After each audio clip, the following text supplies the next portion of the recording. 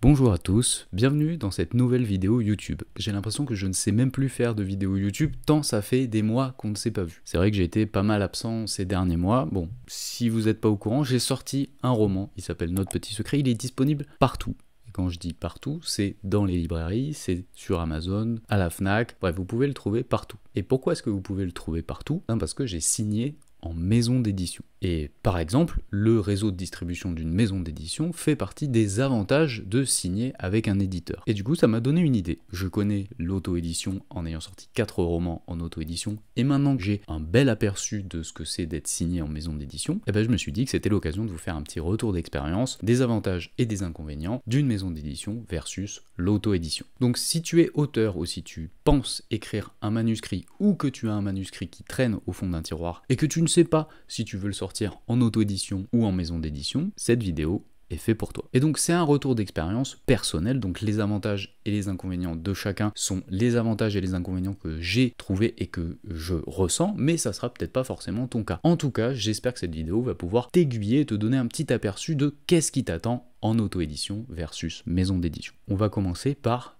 l'auto-édition. Pour moi, le point le plus avantageux de l'auto-édition, c'est la liberté. En auto-édition, tu n'es soumis à aucune ligne éditoriale, aucune tendance, aucune pression de quelconque éditeur. Tu écris littéralement ce que tu veux et tu peux le publier sans que personne n'ait à redire là-dessus. Personne, bien sûr, à part les lecteurs par la suite. Donc cette liberté, elle peut être salvatrice pour beaucoup de gens, moi y compris, des gens qui ont besoin d'avoir le contrôle absolu sur leur texte, qui ont une vision et qui refusent absolument toute concession. Si tu as envie d'écrire l'histoire d'un policier qui se passe dans les fonds marins, que ton enquêteur est une palourde et que tout est écrit en alexandrin, tu peux le faire. Bon, après, je sais pas si ça sera incroyable. Personne ne t'empêchera de publier cette histoire en auto-édition, même si elle a l'air assez étrange. Et donc c'est cette invitation à l'audace, à dépasser les frontières et les barrières, qui a pu faire naître certains succès. Je pense notamment au Livre sans nom de l'auteur anonyme, qui est une sorte de Tarantino gore, avec des moines, avec des vampires, avec un sosie d'Elvis, avec un héros qui, quand il boit du bourbon, il devient complètement fou. Le livre a d'abord été auto-édité avant d'être repéré par une maison d'édition parce qu'il cartonnait en auto-édition. Qui franchement aurait signé ça? Alors oui, il y aurait pu avoir peut-être quelques maisons d'édition encore un petit peu audacieuses, mais là franchement, des moines, des vampires, un sosie d'Elvis, un psychopathe qui boit du bourbon, ça m'a l'air quand même de rentrer dans à peu près aucune ligne éditoriale d'aucun éditeur. Mais en vérité, c'est déjà une telle galère de signer un premier roman parce que c'est difficile de convaincre un éditeur alors qu'on n'a encore rien sorti, qu'on n'a encore rien prouvé. Donc si en plus on arrive avec quelque chose de trop original, de trop détonnant, ça va être encore plus un parcours du combattant. Bien sûr, il y a encore des éditeurs audacieux qui osent signer des choses un petit peu atypiques, mais voilà, ils restent quand même en marge des grandes majorités de maisons d'édition. Donc pour moi, le premier avantage de l'auto-édition, c'est cette totale liberté de pouvoir se dire, je peux écrire absolument ce que je veux et je peux le publier sans que personne ne mette de veto, sans que personne ne me dise non. Un des autres gros avantages de l'auto-édition, c'est qu'on est mieux rémunéré sur chaque vente des e-books et des livres brochés. Donc je le mets en deuxième. Je sais que parler d'argent en tant qu'écrivain, c'est un petit peu tabou, mais justement, moi j'ai envie de casser un petit peu ça. Vous le savez, sur cette chaîne, j'essaye d'être le plus transparent possible, et l'argent fait partie du métier d'auteur, et c'est un élément, bien sûr, à prendre en compte. Et oui, en auto-édition,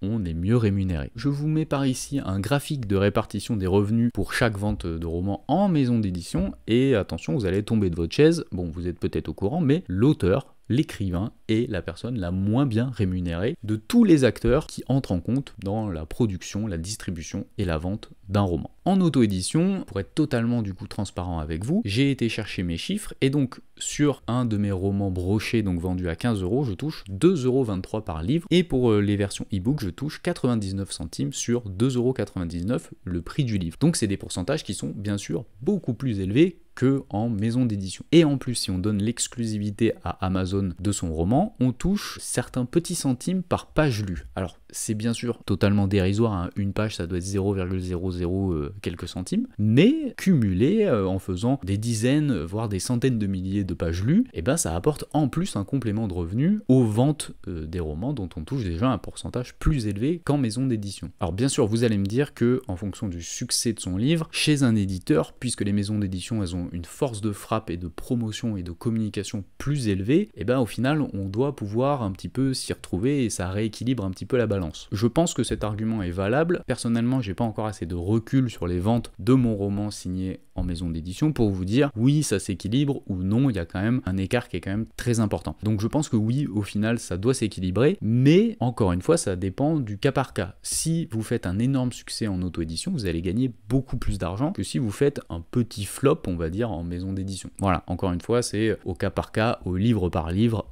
auteur par auteur. Il n'empêche que comme je l'ai dit, du coup quand votre roman en auto-édition cartonne, vous pouvez espérer en vivre. Ça a été mon cas personnellement, j'en ai déjà parlé sur cette chaîne YouTube, mais grâce à mon plus gros succès en auto-édition, L'Homme de la Cave, pendant quelques mois j'ai pu toucher un petit SMIC. Donc à voir si ça va être le cas aussi en maison d'édition. Encore une fois, j'ai pas encore assez de recul, je pourrais vous faire d'ailleurs un petit feedback dans 1 an ou 2 je pense, mais voilà, en tant qu'auto-édité, si on a un succès assez important, on peut espérer vivre quelques mois, voire une année, voire plusieurs années de sa passion et donc de vivre de sa plume. Troisième avantage que je trouve quand même très important, c'est d'avoir le contrôle total sur l'écriture de son livre. Ça, on en a déjà parlé, ça rejoint le point sur la liberté créatrice, mais c'est plus que ça. On a le contrôle sur l'ensemble de la vie de son roman. On contrôle le choix de la couverture, l'angle avec lequel on veut faire la promotion de son roman, comment on veut en parler, comment on veut le catégoriser. On a le choix sur si on veut ou non faire des goodies, on a le choix sur si on veut ou non essayer d'en faire un livre audio, on a le choix sur les publications des réseaux sociaux, bref, on a le choix sur l'ensemble de la vie de votre roman. Ça implique aussi d'être un peu tout terrain, d'être un peu touche à tout, d'avoir envie d'apprendre différents métiers, donc de savoir aussi s'adapter, et donc surtout d'être intéressé par l'ensemble des acteurs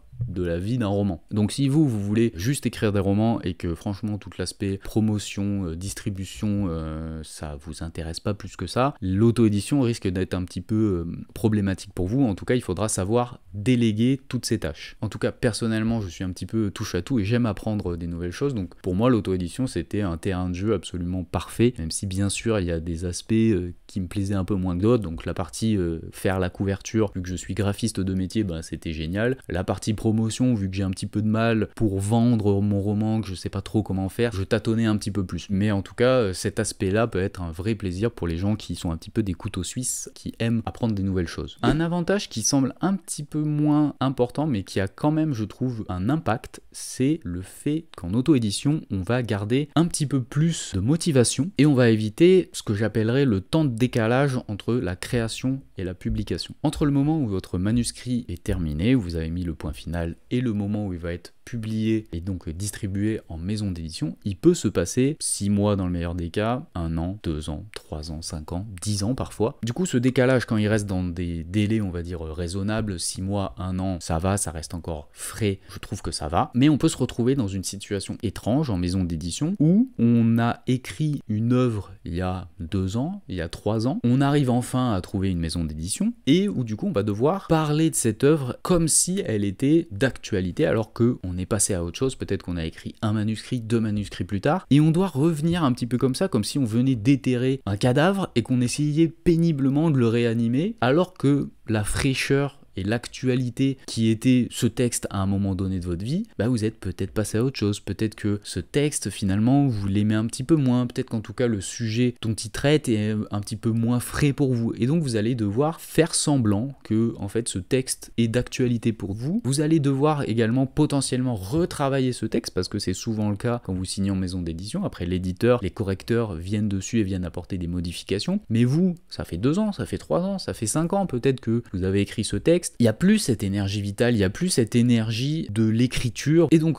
Dans l'auto-édition, quand le manuscrit est terminé, quand il est corrigé, quand vous avez apporté le point final, bah c'est quelques jours en fait pour pouvoir le publier, pour qu'il soit disponible sur Amazon. Allez, c'est 2 semaines dans le meilleur des cas si vraiment vous prenez votre temps, que vous commencez à préparer la promotion et tout, mais si vous avez envie, vous pouvez le publier et en quelques jours, il est disponible. Personnellement pour moi en tout cas, ce rythme-là d'immédiateté ou de quasi-immédiateté est plus satisfaisant en tant qu'auteur. Bien sûr, l'argument contraire serait de dire que bah, c'est bien parce qu'un manuscrit qui repose un petit peu quelques mois, de revenir dessus, on peut l'améliorer, on peut voir un petit peu les failles qu'il y a. Je suis assez d'accord avec cette idée que c'est important de laisser reposer son manuscrit. Laisser reposer, pas le foutre dans un coma et essayer de le réanimer avec un défibrillateur dans 2 ans ou dans 3 ans. Quand on trouve une maison d'édition, parce qu'il y a aussi le cas où votre manuscrit ne trouvera jamais d'éditeur et donc il va mourir un petit peu dans un tiroir et il y aura comme une forme d'inachevé. En tout cas, moi c'est comme ça que je le ressens, c'est de se dire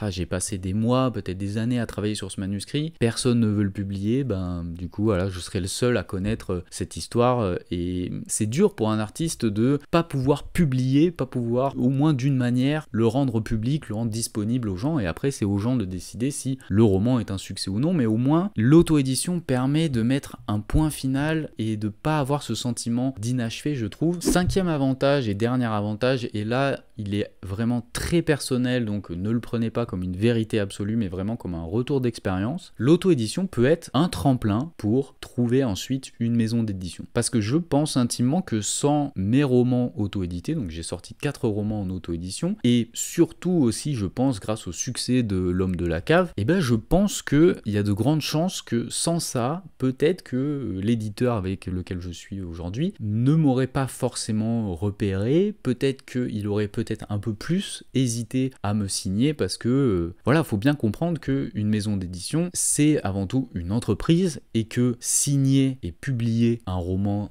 et un nouvel auteur, et ben c'est des risques parce que c'est des investissements qui sont vraiment importants. L'impression, la distribution, la gestion des stocks, enfin tout ça c'est un coût énorme pour une entreprise et donc si on arrive déjà avec des romans auto-édités et qu'on peut montrer que ben voilà, on a été rigoureux déjà, on a été professionnel, en tout cas on a essayé de faire les choses bien en faisant des beaux objets, en faisant des beaux romans sans faute d'orthographe, avec des couvertures de qualité et qu'en plus on montre que ah bah tiens celui-là j'en ai vendu 10 000, celui-là j'en ai vendu 2000, et bah c'est rassurant pour une entreprise, une maison d'édition, parce que on peut voir que bah du coup on est sérieux, que on a été régulier, que on a tout fait à notre petit niveau pour essayer de vendre au maximum son roman, et tout ça bah, ça rentre en compte dans le choix de dire oui ou non à tel auteur ou tel auteur. Donc ça c'est une conviction personnelle, donc c'est à prendre évidemment avec des pincettes, c'est ce que j'ai pu observer de mon expérience. Donc l'auto-édition permet que si on nous donne pas forcément sa chance, et ben on va la provoquer. Et donc, publier un roman, publier un deuxième, publier un troisième roman en auto-édition, ça multiplie en tout cas les chances d'être repéré par un éditeur, d'être en tout cas,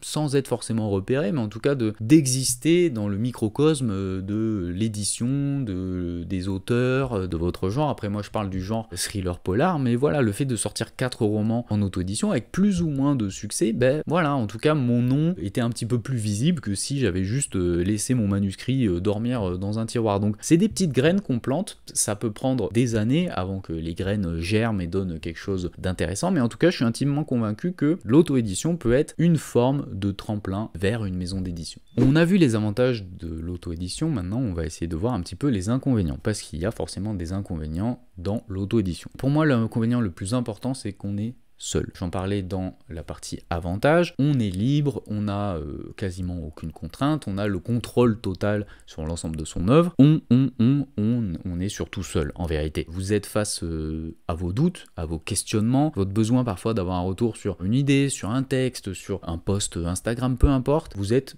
seul. Donc c'est pour ça qu'en auto-édition, c'est super important de bien s'entourer, d'avoir des bêta-lecteurs, d'avoir des correcteurs orthographiques un peu fidèles, d'avoir pourquoi pas des amis auteurs qui vont pouvoir vous aider à échanger sur certaines idées, sur bah tiens, toi t'as fait ça comme ça, qu'est-ce que tu penses si je teste ça? C'est hyper important de se créer un petit cercle de collaborateurs, je dirais, qui vont vous éviter cette aventure 100% solitaire qu'est l'auto-édition. Parce que écrire un roman, contrairement à ce qu'on pourrait penser, c'est tout sauf une aventure solitaire. C'est un travail collectif où l'auteur est bien sûr au centre, mais où gravitent autour différents corps de métier, et c'est ça qui va faire que on va pouvoir pousser le roman plus loin et le rendre le meilleur possible. En auto-édition, c'est à vous de créer cet entourage, et c'est aussi excitant que décourageant, en tout cas de mon point de vue, parce que cette solitude dans l'auto-édition, à la fois je la trouvais grisante parce que comme j'ai dit, j'avais le contrôle total sur mon œuvre, mais dans les périodes de doute, dans les périodes où je me disais mais qu'est-ce que je fais, qu'est-ce que c'est ce roman, c'est tout nul et tout, ben, j'avais personne pour me dire non, il est pas nul ton roman, par contre tu pourrais faire plutôt ça comme ça si t'as envie, ou plutôt ça comme ça. J'avais pas ça, j'avais cette totale solitude,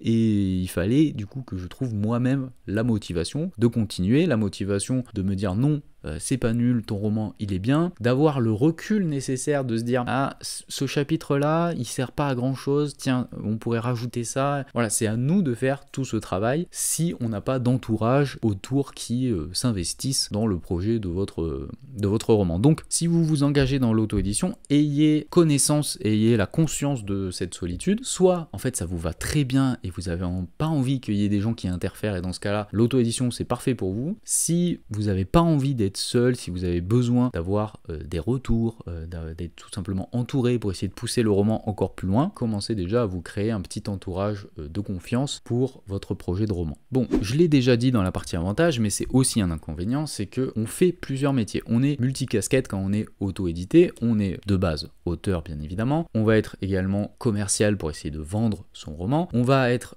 influenceur, ou en tout cas on va essayer de faire le plus de promotion, le plus de marketing aujourd'hui essentiellement sur les réseaux sociaux, donc il faut être à l'aise avec ces nouvelles technologies. On va être également investisseur du projet parce que oui, publier un roman sur Amazon, c'est en principe gratuit, mais il vous faut quand même une couverture, il vous faut un correcteur orthographique si vous êtes comme moi une brêle en orthographe. Bref, il vous faut investir de l'argent pour publier votre roman. Et il y a un risque à tout ça, c'est le risque de se dire non, justement je ne vais pas investir et je vais faire tout seul. Donc je vais m'improviser graphiste, je vais m'improviser commercial, je vais m'improviser correcteur, relecteur, et le risque c'est que vous le fassiez mal et que vous ne vous en rendiez pas forcément compte, parce que graphiste, vous n'allez pas forcément vous rendre compte que votre couverture que vous avez faite, elle est pas belle.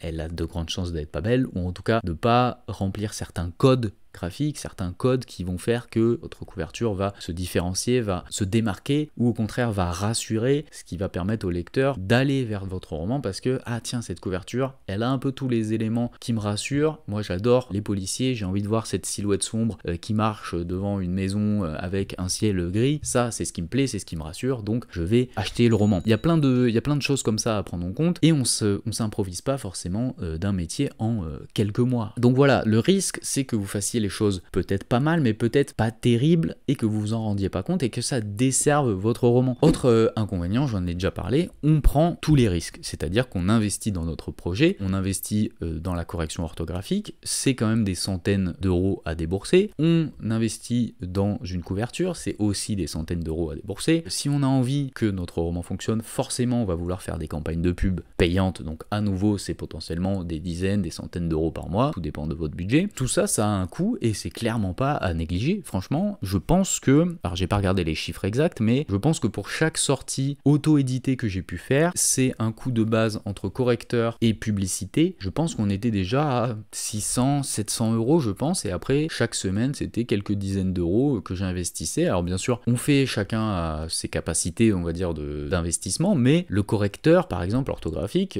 on va pas trouver un correcteur à 20 euros, hein. Franchement, c'est des centaines d'euros à débourser, et donc faut avoir cette capacité d'investir, de croire en son projet, et surtout qu'on n'a aucune garantie qu'on ait un retour sur investissement. Moi j'ai eu la chance que sur 3 romans sur 4 j'ai pu retrouver mon argent, ou en tout cas j'ai au moins pu amortir mes frais, 3 romans sur 4, mais c'est pas garanti du tout que ça soit le cas pour vous, que ça soit le cas pour moi dans des futurs projets si jamais je reviens en auto-édition. Donc c'est quand même un investissement, on est investisseur de son projet. Cet inconvénient, je l'ai mis assez bas dans ma liste, mais en vérité, vous pouvez peut-être vous ressentir ça comme le premier inconvénient. Il s'est avéré que moi, dans le passé, j'aurais pu le mettre plus haut dans la liste. Aujourd'hui, on va voir ça juste après pour les maisons d'édition, mais c'est quelque chose qu'il faut prendre en compte, et c'est quelque chose que vous n'allez pas forcément ressentir. C'est quelque chose que je ressens, c'est quelque chose que j'ai pu, en échangeant avec d'autres auteurs auto-édités, que j'ai pu voir chez d'autres auteurs, c'est ce sentiment d'être, alors j'ai mis faux auteur, ou en tout cas de pas se sentir totalement légitime, totalement à l'aise dans ses baskets quand on dit je suis auteur, parce que c'est un fait, c'est un peu moins le cas aujourd'hui, mais avec le fait d'être un auteur auto-édité, on a une image de pas professionnel, de pas tout à fait un auteur. Je sais pas si vous voyez, je pense que vous voyez ce que je veux dire, mais l'image des auteurs auto-édités est pas aussi prestigieuse, pas aussi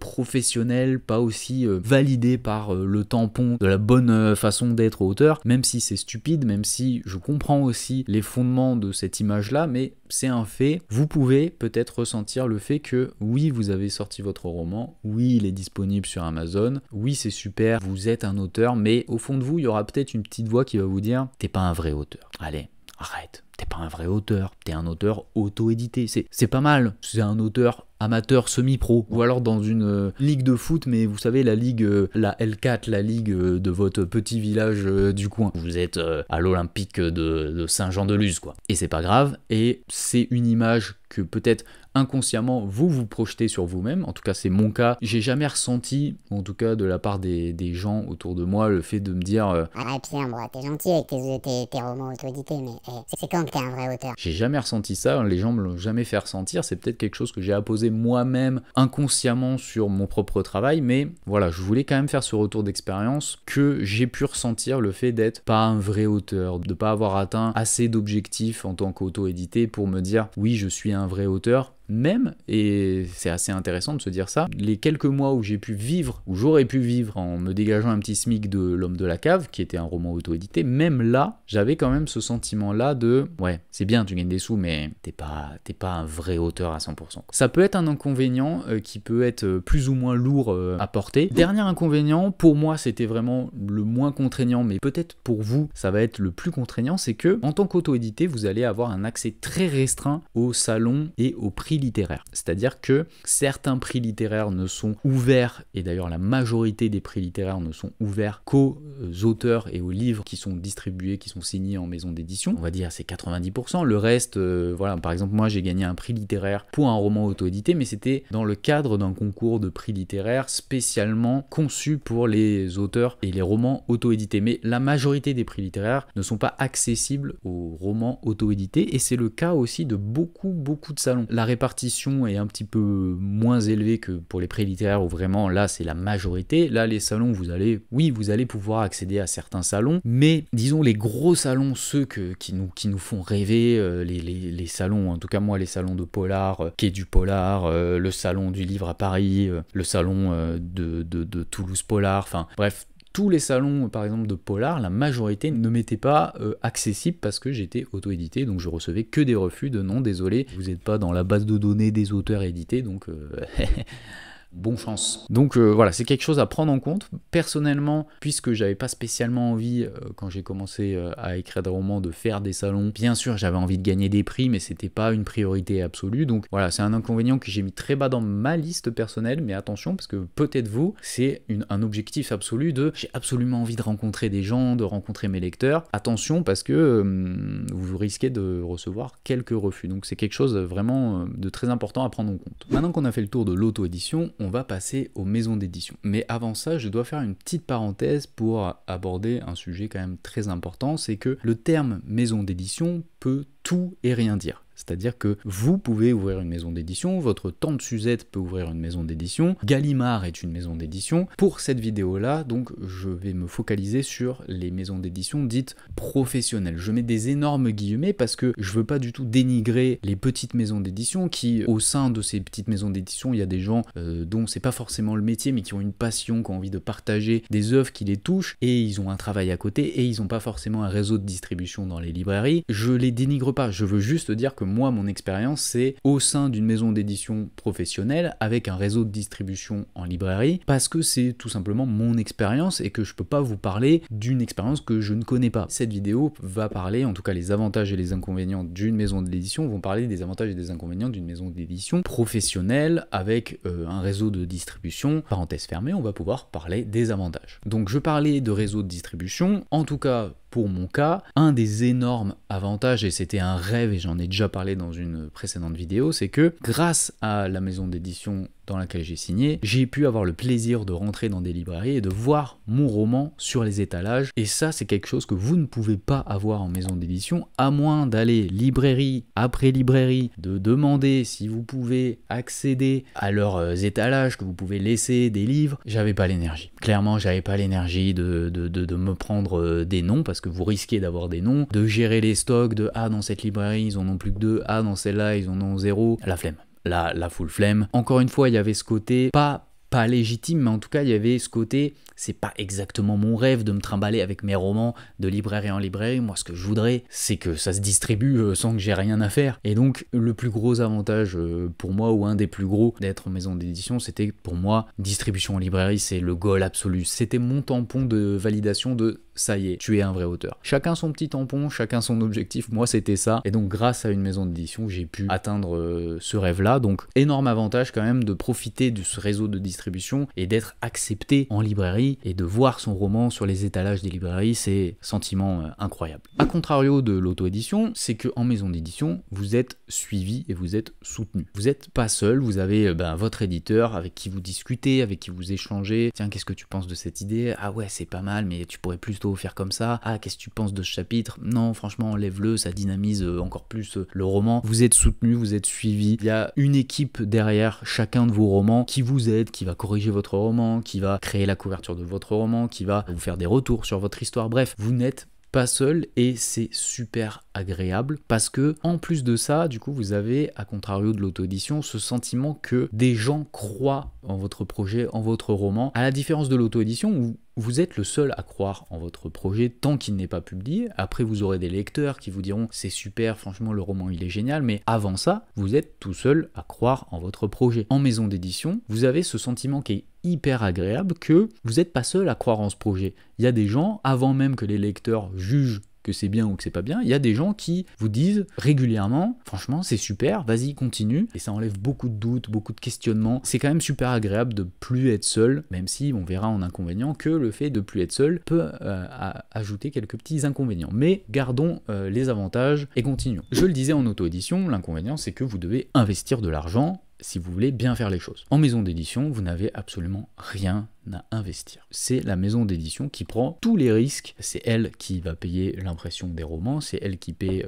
la distribution, la gestion des stocks, les pubs sur internet, la promotion, les envois de services presse aux influenceurs. Vous avez juste, c'est déjà énorme, à écrire un bon roman. Et ça, encore une fois, c'est super agréable. Déjà, financièrement, c'est un coût qui n'est pas négligeable et qui est à enlever, mais c'est surtout, encore une fois, ce sentiment de, il y a des gens qui croient tellement en mon histoire, qui sont prêts à investir des milliers d'euros pour que cette histoire soit le plus distribuée, qu'elle ait le plus de succès et que le plus de gens, le maximum de gens puissent la lire. Et ça, de se dire ça, c'est de se dire, ok, il y a une entreprise qui investit beaucoup d'argent pour une histoire qui est dans ma tête. En fait, quand on prend du recul, c'est quand même assez fou de se dire ça. Et c'est super grisant, ça met aussi une certaine pression, on en parlera juste après, mais il y a ce côté de, je n'investis rien, moi, j'ai juste à investir du temps et de la créativité et de l'imagination, et il y a une entreprise qui débourse des milliers d'euros pour que cette histoire soit accessible au plus grand nombre. Donc ça, pour moi, c'est un avantage incroyable. J'en parlais encore une fois dans les inconvénients d'auto-édition. Là, c'est un énorme avantage des maisons d'édition, en tout cas pour moi, c'est que je me sens plus légitime. Clairement, je l'ai dit, le fait d'être distribué en librairie, pour moi, ça a posé le tampon « tu es un auteur officiel ». Chacun son petit tampon, encore une fois, mais en tout cas, on peut pas nier que le fait d'être en maison d'édition fait qu'on se sent plus légitime. Alors bien sûr, c'est au cas par cas. Peut-être que toi, là, qui me regarde, toi, c'est plutôt le fait d'avoir un prix littéraire et peut-être que sans prix littéraire, tu ne te considéreras pas auteur, mais je pense que tu pourras pas nier que le fait d'être en maison d'édition t'apportera une certaine légitimité. Et pour moi, c'est une vision bien évidemment très intime, et chacun a sa vision, mais pour moi, c'est un avantage énorme de ok, je suis un vrai auteur. Autre très gros avantage, j'aurais pu le mettre plus haut dans la liste, c'est que vous allez avoir une vraie promotion plus quoi. Il y a des vrais pros qui vont s'occuper de la promotion de votre roman. Déjà, il y a des commerciaux qui vont faire des tournées de libraires pour venir parler de votre roman pour que les libraires les mettent en avant. Vous allez avoir des dizaines, peut-être des centaines de services presse qui vont partir dans toute la France, dans tout le monde, chez des influenceurs pour qu'ils parlent de votre roman. Vous allez avoir potentiellement des campagnes de pub avec un petit peu plus d'investissement, un petit peu plus de de sous mis dans ces campagnes. Bref, vous allez avoir une promotion qui normalement est beaucoup plus importante que quand vous êtes tout seul, et donc ça fait démultiplier les chances de vous faire connaître, et surtout, encore une fois, ça vous enlève cette partie-là qui est en auto-édition, c'est à vous de faire votre promotion. Là, il y a des gens, il y a des professionnels qui s'occupent à votre place et qui le font bien mieux, avec beaucoup plus de puissance de frappe, de vous faire connaître. Et enfin, je le disais encore une fois dans les inconvénients d'auto-édition, là, grâce à votre maison d'édition, vous allez pouvoir accéder à la plupart des salons. Alors bien sûr, vous allez avoir des refus, hein, c'est normal, mais en tout cas, grâce à votre maison d'édition, déjà, les salons vont étudier votre candidature. Ils vont étudier de « Ah ok, Pierre Verja, il est signé chez l'Oiseau Noir, ah ouais c'est cool, là on est déjà complet, mais pourquoi pas l'an prochain ?» Et en fait, c'est pareil pour les prix littéraires. Bien sûr, vous n'allez pas concourir et être sélectionné à tous les prix littéraires, mais on va étudier votre candidature. En tout cas, on va vous considérer, on va émettre l'hypothèse que « Tiens, notre petit secret, Pierre Verja, ok, il est chez les Oiseaux Noirs Édition, ouais, tu l'as lu, non, c'est pas terrible, ou alors, ah oui, c'est génial, vas-y, on le sélectionne. » Mon roman Notre Petit Secret est sélectionné au prix de l'embouchure. C'est-à-dire qu'il fait partie de la liste, de la petite liste, de la short list des romans qui ont une chance de gagner ce prix. Et ça me serait jamais arrivé en auto-édition. En 4 ou 5 ans d'auto-édition, je vous ai dit, le seul prix que j'ai gagné, c'était un prix dans le cadre de prix exclusifs aux auto-édités, parce que il y a des gens super qui se mobilisent sur internet pour créer des prix aussi pour les auto-édités, et c'est génial, mais jamais le prix de l'embouchure ne m'aurait considéré avec L'Homme de la Cave, avec Crever l'écran, alors que là, avec Notre Petit Secret, il est sorti quelques mois après, j'étais sélectionné. Je suis pas sélectionné dans tous les prix de France, mais je suis sélectionné au prix de l'embouchure. Allez, parce que là, je vous dépeins un monde merveilleux de la maison d'édition, où vous vous dites, mais ça sert à quoi d'être en auto-édition en fait? Il y a quand même quelques petits inconvénients, bien évidemment, comme dans toute chose, à être en maison d'édition. Et le premier inconvénient, c'est que, à contrario de l'auto-édition, vous n'êtes pas 100% libre. Donc vous avez moins de liberté, vous devez faire un petit peu plus de compromis. Parce que être dans une maison d'édition, c'est être aussi dépendant de la ligne éditoriale de l'éditeur. Et donc si vous faites quelque chose qui a complètement rien à voir avec la ligne éditoriale, soit votre éditeur va vous dire « Bah non, tu me recommences ça », soit il va vous dire « Bah va ailleurs, fais-toi auto-éditer, va chez un autre éditeur, mais moi je sors pas ton roman parce que il fait pas partie de ma ligne éditoriale ». Donc même si on est libre, encore une fois, d'aller voir ailleurs, et qu'on n'est pas pieds et poings liés à moins d'avoir un contrat d'exclusivité sur 10 romans, mais ça existe quasiment pas, et vous serez toujours soumis à la ligne éditoriale de votre éditeur. Mais c'est moins de liberté. Alors pour être totalement transparent, moi mon éditeur, il me laisse carte blanche, mais une fois que je lui soumets une histoire, forcément il étudie, est-ce que ça rentre dans ma ligne éditoriale? Pierre, ton histoire d'enquête de palourde au fond marin, en alexandrin, je suis désolé, mais c'est pas trop dans ma ligne éditoriale. Donc vous êtes quand même soumis à une ligne éditoriale, même si je veux enlever le cliché de l'éditeur qui vous dit « Non, écris-moi tel truc, tel truc, tel truc. » Pas du tout. Mais une fois que vous aurez rendu votre histoire, l'éditeur, lui, il va vous dire oui, ok, ça rentre, ou non, ça rentre pas dans ma ligne édito. Et c'est des libertés également qu'on s'enlève nous-mêmes, en tout cas que je m'enlève moi-même. Il y a un peu ce sentiment, ou en tout cas j'ai un peu ce sentiment en ce moment d'avoir envie de plaire à mon éditeur. Peut-être qu'inconsciemment, on va façonner ses idées différemment, peut-être qu'en amont, on va déjà réfléchir à plutôt que quelle histoire je pourrais raconter, mais plutôt quelle histoire je pourrais raconter qui rentre dans la ligne éditoriale de mon éditeur. Et ça change quand même pas mal de choses, même si c'est des choses qu'on s'impose à nous-mêmes, en tout cas que je m'impose à moi-même, inconsciemment ou non, mais on va peut-être façonner ses idées un petit peu différemment. C'est peut-être bien, ça peut être super cool de travailler sous contrainte, mais il faut avoir conscience de ça, qu'on est un tout petit peu moins libre, ou en tout cas si on veut continuer à travailler avec son éditeur. Je le disais un peu juste avant, mais on a un petit peu plus de pression quand même, parce qu'on n'est plus sur un projet perso que je fais de A à Z, et je suis le seul qui décide si ça avance ou pas, si ça sort ou pas, parce que là, déjà, on a forcément envie de plaire à son éditeur, en tout cas, on a envie que l'histoire lui plaise, donc on se met un peu plus de pression pour se dire il faut vraiment que je fasse un truc de ouf pour qu'il me valide ça, mais on a aussi des pressions qui sont un peu plus d'ordre de logistique, un éditeur prévoit son calendrier de sortie un an en avance, donc quand il vous dit ça sort le 28 février 2026, et ça doit sortir le 28 février 2026. Alors bien sûr, on peut moduler certaines choses, mais si fin janvier vous n'avez rien d'écrit, il y a un petit problème, donc il y a cette pression aussi de planning qui n'est pas à négliger et qui fait que on se stresse un peu plus qu'en auto-édition où on se dit bon bah si ça sort pas, c'est pas grave, il y a personne, ça ne va impacter que nous-mêmes, ça ne va impacter que notre amour-propre et notre ego et notre petit planning qu'on s'était fait. Mais là, le fait de se dire ok, il y a un planning, il y a plusieurs métiers, plusieurs corps de métiers qui sont impactés par cette sortie-là, Pierre,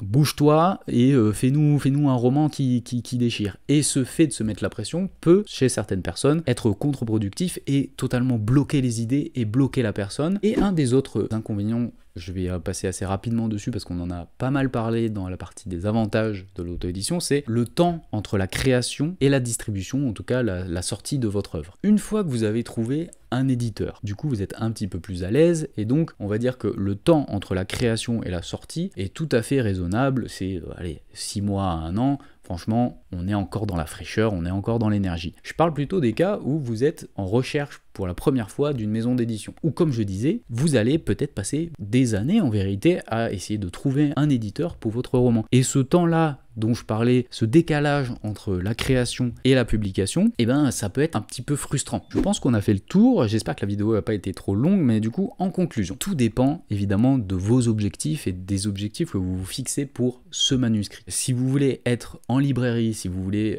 faire des dédicaces, si vous voulez concourir à des prix, être entouré et sentir qu'il y a des gens qui croient en votre projet et que vous êtes prêt à faire quelques compromis, à être un petit peu sous pression. Franchement, j'ai parlé de pression, mais clairement on n'est pas sous pression, on n'a pas des délais monstrueux à tenir, ça reste tout à fait ok, les compromis restent tout à fait ok, sauf si vous tombez sur un mauvais éditeur ou un éditeur pas forcément cool, mais franchement moi mon expérience est incroyable chez l'Oiseau Noir et la pression elle est gentille, en vérité la pression elle vient de moi, eux ils me mettent absolument pas la pression. C'est moi qui ai envie de faire quelque chose de bien pour eux, c'est moi qui ai envie de battre aussi le fer tant qu'il est chaud, parce que notre petit secret marche bien, et donc j'ai envie qu'ils me fassent encore confiance. Donc voilà, la pression, on se la met parfois nous-mêmes, donc voilà, si vous êtes dans ce cas-là, franchement, allez plutôt chercher une maison d'édition. Si par contre, les prix, la distribution en librairie, les salons, c'est pas quelque chose qui vous intéresse, parce que c'est un premier roman que vous avez juste envie qu'il existe, qu'il sort, et après vous verrez, eh ben, l'auto-édition peut être un super compromis pour vous, sans occulter tous les inconvénients quand même que j'ai essayé de mettre en avant dans cette vidéo. Pour moi, le principal, c'est vraiment de s'écouter, écouter ses envies pour ce manuscrit-là. Vous pouvez changer à tout moment. Je vous l'ai dit, moi j'ai sorti 4 romans en auto-édition et un roman en maison d'édition. Donc pensez surtout pas qu'une fois que vous êtes dans votre tunnel maison d'édition ou votre tunnel auto-édition, que vous êtes condamné, absolument pas. Vous pouvez jongler tout à fait entre les deux. Il y a beaucoup d'auteurs qui font ça, qui jonglent entre la maison d'édition et de l'auto-édition. Donc réfléchissez à votre situation, à qu'est-ce que vous voulez faire de ce manuscrit. Bref, tout dépend de vos objectifs. Donc écoutez-vous et écoutez vos envies. En tout cas, j'espère que cette vidéo vous aura aidé à faire votre choix, ou en tout cas à vous donner un panel des avantages, des inconvénients des deux camps. Alors c'est pas bien sûr exhaustif, c'était encore une fois un retour d'expérience personnelle. Vivez vos propres expériences et sûrement que les avantages et inconvénients pour moi seront peut-être inversés, peut-être que vous en ajouterez d'autres. Bref, j'espère en tout cas que ce retour d'expérience vous aura plu. N'hésitez pas en commentaire à me dire si j'ai oublié des avantages et des inconvénients, à partager votre expérience. N'oubliez pas que c'est super important de soutenir la chaîne, donc abonnez-vous pour ne rater aucune vidéo. Je sais que j'ai été pas mal absent, mais là je vous ai préparé plein de nouvelles vidéos. On va retrouver un rythme assez cool, donc pour rien manquer, on s'abonne, on laisse un petit like, ça fait toujours plaisir. Je vous rappelle que mon nouveau roman est disponible partout, il s'appelle Notre Petit Secret, et si vous aimez les thrillers et les romans policiers, je pense que ça pourrait vous plaire. Moi, je vous laisse là, je vous fais des bisous, portez-vous bien et écrivez bien. Ciao!